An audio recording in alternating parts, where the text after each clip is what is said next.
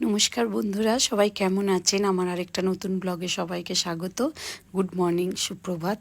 এই যে আজকে সকালবেলায় আমার একটু তাড়া আছে বলে আমি একটু সব কিছুই তাড়াতাড়ি করব। হিয়াকেও একটু তাড়াতাড়ি ওঠাতে এসেছি, তো কিছুতেই উঠতে চাইছে না, দেখুন ঝামেলা করছে।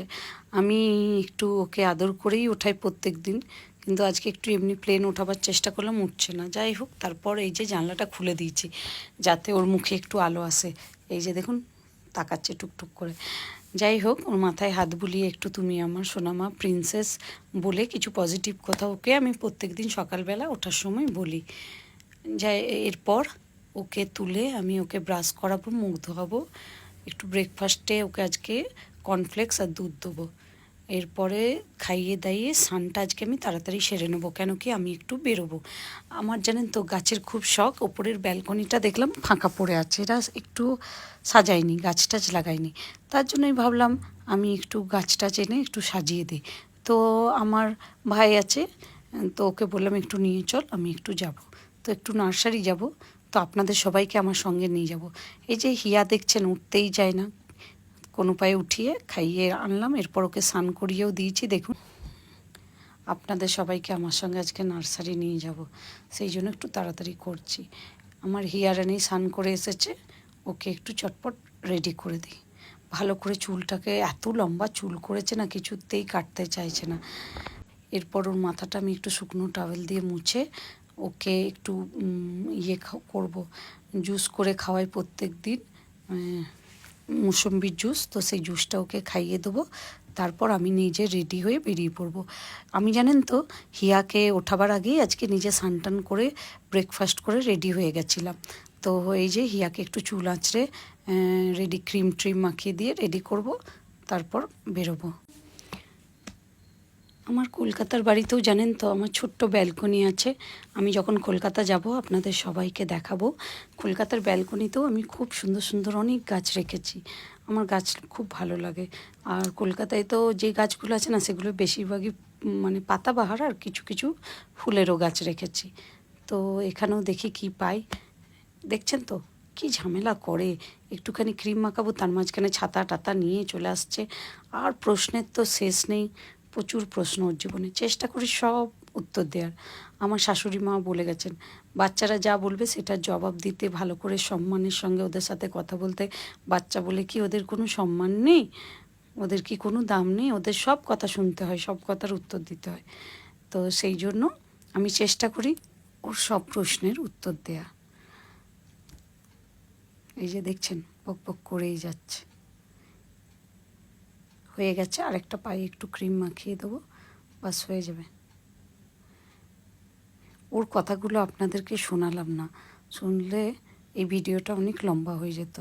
যাই হোক, এবার ও রেডি হয়ে গেছে, ওকে একটু আমি নিচে নিয়ে চলে যাব। সবাইকে আবার বলছে মাম্মি ফ্লাইং কিস দেবো, আমি বললাম দিয়ে দাও। চা খাচ্ছ?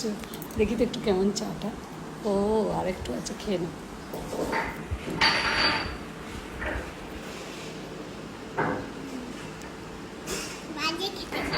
বাজে খেতে? চিনি দেয়নি? কেউ কি লেবুর জুসের মধ্যে চিনি দেয়, অরেঞ্জের জুসে? ও, এটা চা খাচ্ছ, চায়ে চিনি দেয়নি না?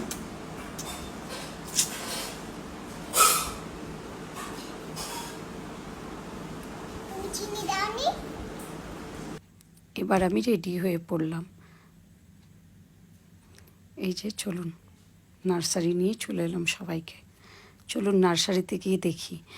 আমার তো এসে কি যে ভালো লেগেছে, চারিদিকে শুধু গাছ, গ্রিন একদম, মনে হচ্ছে কোনটা নেবো কোনটা নেবো না, এত স্টক এদের, কি বলবো, আমার খুব পছন্দ হয়েছে।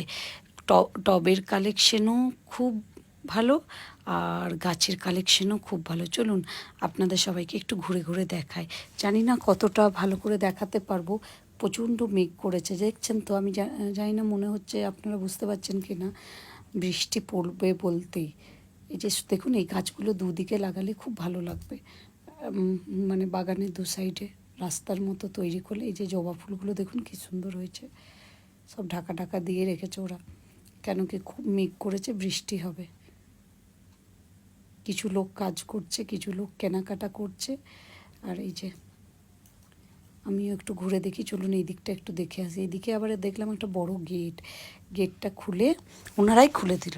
তো দেখলাম এদিকটা আরও একটু বড়, অনেকখানি মানে আপনাদের দেখে হয়তো ছোট মনে হচ্ছে জায়গাটা, কিন্তু অনেকটা লম্বা জায়গা জুড়ে এখানটায় হচ্ছে, চাষ করেছে ওরা সব রকম গাছের।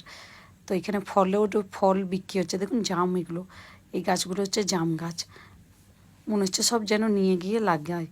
কিন্তু তো আমার তো ছোট ঘর, ছোট ব্যালকনি সম্ভব নয়। আর আসানসোলে আমার বাপি প্রায় সবই লাগিয়ে ফেলেছে অর্ধেক। একটা ফলের গাছের বাগান আছে, আর এই দিকটাতে নিচেও প্রচুর গাছ আছে, হয়তো আপনারা আমার আগের ভিডিওতে লক্ষ্য করেছেন। শুধু ব্যালকনিটাই নেই, তো ভাবলাম ব্যালকনিটা আমি সাজাই। তো দেখুন ইনডোর প্ল্যান্টের দিকে চলে এসছি আমরা এবার। ওগুলো আউটডোর ছিল, এগুলো ইনডোর, যেগুলো শেডের তলায় রয়েছে। দেখুন টবগুলো কি সুন্দর সুন্দর। ভাবলাম আজকে কিছু টব কিনে বাড়ি ফিরি। তো আজকে না আমি জানেন শুধু টবই কিনে নিলাম অনেকগুলো। এই যে দেখুন কতগুলো টব কিনেছি, দিয়ে একটা টোটো করে নিলাম। আমি যাচ্ছি বাড়ির দিকে। জানেন তো আমি আর আমার ভাই স্কুটিতে করে গেছিলাম, কিন্তু ও আসার সময় স্কুটি করে একা আসছে, আর আমি একটা টোটো করে নিয়েছি, সব টবগুলো নিয়ে আসছি। দুটো গাছ কিনেছি জানেন তো, একটা হচ্ছে ব্যাম্বু ট্রি, আর একটা হচ্ছে ছোটো ক্যাকটাসের একটা ভেরিয়েন্ট। এই যে দেখছেন কচুরিপানার পুরো জঙ্গল, ওটা কিন্তু একটা পুকুর, আমাদের পুকুরটা দেখুন কচুরিপানায় ভরে গেছে। এটা আমাদের বাড়ির রাস্তা জানেন তো। এই যে হনুমানজির মন্দির পেরিয়ে গেছি, আর 2 মিনিট লাগবে বাড়ি। এমনিতেও এইখান থেকে বাড়িটা বেশি দূর না, 15-20 মিনিটের রাস্তা। দেখুন টবগুলো দেখাচ্ছি আপনাদেরকে। টোটোওয়ালাটা কিন্তু খুব ভালো ছিল দাদাটা, বলেছিলাম একটু আস্তে আস্তে চালাতে, কেন কি সব সিরামিকের, বেশিরভাগ টবগুলোই সিরামিকের কিনেছি, কিছু ফাইবার বা প্লাস্টিক জাতীয় কিনে নিয়েছি। তো সিরামিকেরগুলো বেশিই ছিল, তাই বলেছিলাম আস্তে আস্তে একটু চালাতে, নাই তো ফেটে যাওয়ার ভয় থাকবে। দেখুন আমাদের দুপাশারই কি সুন্দর জঙ্গল, তাই না? রাতের বেলায় কিন্তু একটু সমস্যা হয়, কেমনও বলুন তো, একা একা আসতে পারবেন না, ভয় লাগে। আর যারা সাহসী মানুষ তাদের কিন্তু ভয় লাগবে না। দেখুন দুপাশার এই জঙ্গল রাস্তাটা একদম এই এই শেষ হবে জঙ্গলটা, আর আমাদের প্রথম বাড়িটাই আমাদের। খুব ভালো গ্রিনারি, তো অক্সিজেনের কোনো সমস্যা নয়। এই যে ঘর ঢুকে গেলাম, আমার ভাই আগে থেকেই দরজাটা খুলে রেখেছিল, ও এই যে এখানে এসে চলে এসেছি। এরপর আমি ভাত টাত খেয়ে নিলাম, ওগুলো রেখে একটু ফ্রেশ হলাম, হাত পা ধুয়ে তারপরে ভাত খেয়ে দুপুরবেলায় ভাবলাম ঘুমোবার আগে একটুখানি আয়রন করে নিই। কাপড়গুলো আমার অনেক জমে গেছে, আয়রন করা হয়নি। এই যে এসে দেখলাম আমার হিয়ারানি ভাত খেয়ে রেডি আছে, কেন কি আমার একটু আসতে দেরি হয়ে গেছিলো, প্রায় 2:30 বেজে গেছিলো। তো ভাত টাত খেয়ে ড্রেস ম্রেস চেঞ্জ করে নিয়েছে, এবার এসে খালি বকবক করছে। তো ওর বকবক শুনতে শুনতেই আমি কতগুলো কাপড় আয়রন করে ফেললাম।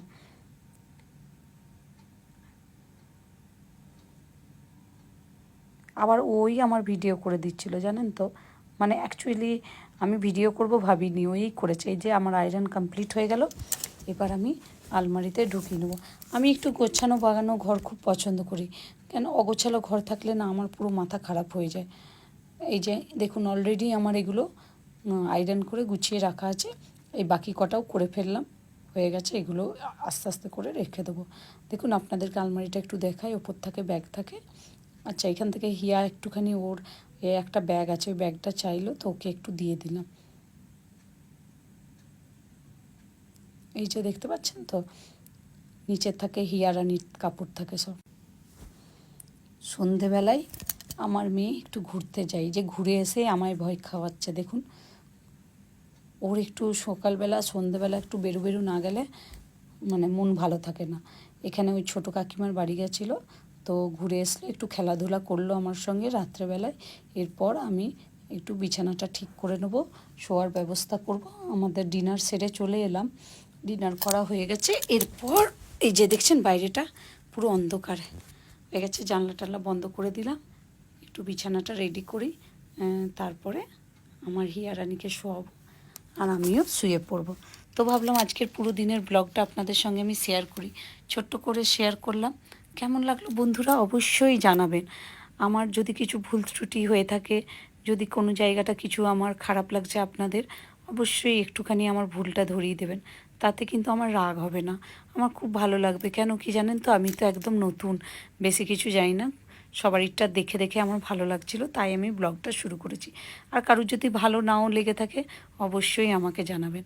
রাত্রেবেলা এই যে আমার হিয়ারানির বালিশ দিলাম, আমি একটু ভালো করে বেডটা ঠিকঠাক করে নিলাম, তারপরে শোয়ার ব্যবস্থা করছি। জানলাটা একটা পাল্লা খোলা রয়ে গেছিলো, তো ওই জানলাটা একটু ভালো করে বন্ধ করে নিলাম। চারিদিকে গাছ তো ভীষণ, কিন্তু মশাও আবার আছে জানেন তো। গাছের যেমন থাকলে একটা ভালো, মানে সব কিছুটাই এই পলিউশনের জন্য ভালো, পলিউশন নেই, পলিউশন ফ্রি, সব কিছু ভালো, কিন্তু আবার আরেকটা ঝামেলা, ভীষণ মশা। তো এই যে আবার ওইদিকে আমি একটু বালিশ দিয়ে দিই, নাই তো ও ঘুরে বেড়ায় রাতের বেলায়, তো গিয়ে ধাক্কা যাতে না লাগে, কুশানগুলোতে ধাক্কা লাগে।